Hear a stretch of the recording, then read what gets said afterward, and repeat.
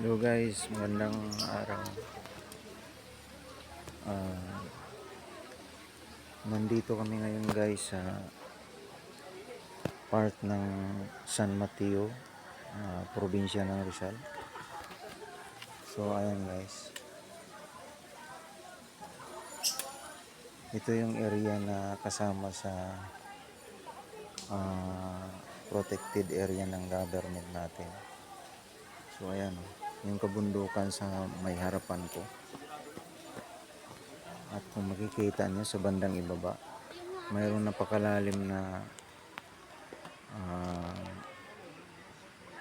ilog o tubig. Yan, galing doon sa bundok ng Sierra Madre yun. So ayan, ang ganda dito, napaka-refreshing.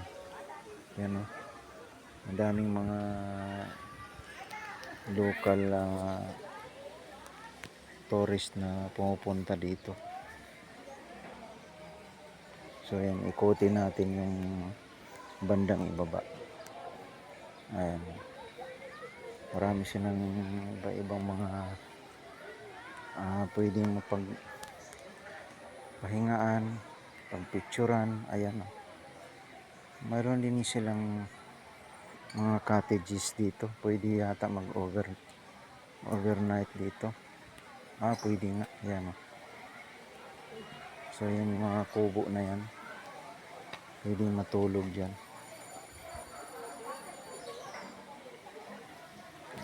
So yan, itong malaking ilog na yan, konektado yata yan papunta sa Wawa Dam. So doon na, ayun kasama ko, kangiti, ngiting wagi. Ayan guys, may mga alaga na silang isda dito. Ayan. Ang ganda ng view.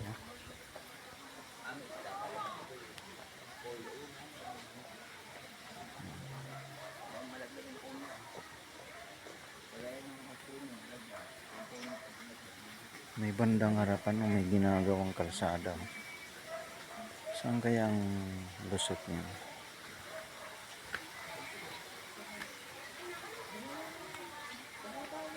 Masyadong malayo. I-zoom natin. Ayan, layo.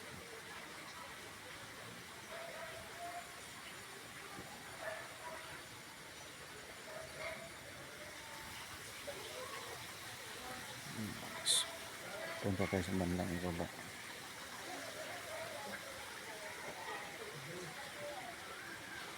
Para malapitan natin ito yung mga kubo nila guys.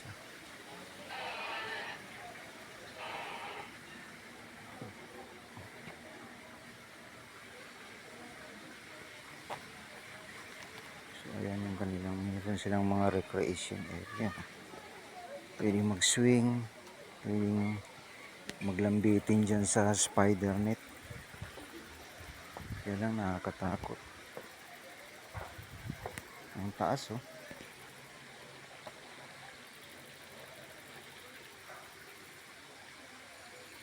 Pag nahulog ko sa ibaba, delikado.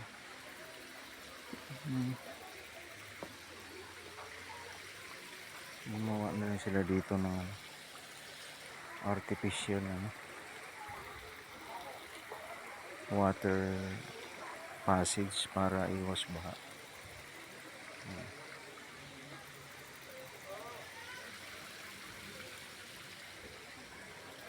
Kasi nga naman pag napakalakas ang ulan, tapos walang proper way yung daanan ng tubig galing sa taas, pwedeng ma-wash out yung lupa at gumuho yung mga tinayo nila ditong mga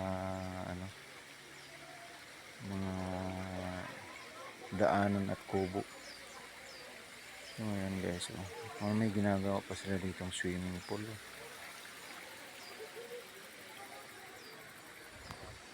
Yan.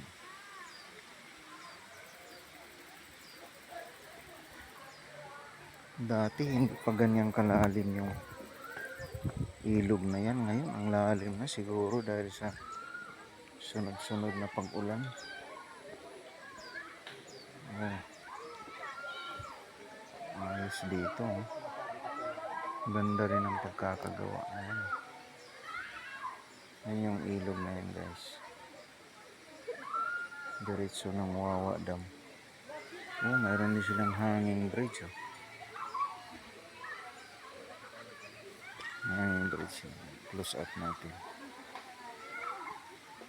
Oh, wow. Yan. Oh, mayroon na nag-swing. Oh.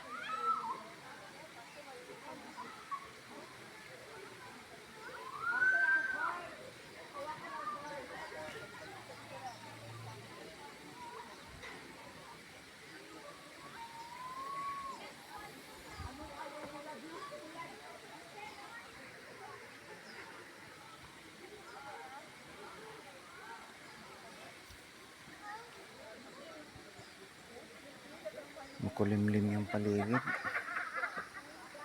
Mukhang may nagbabadyang umulan.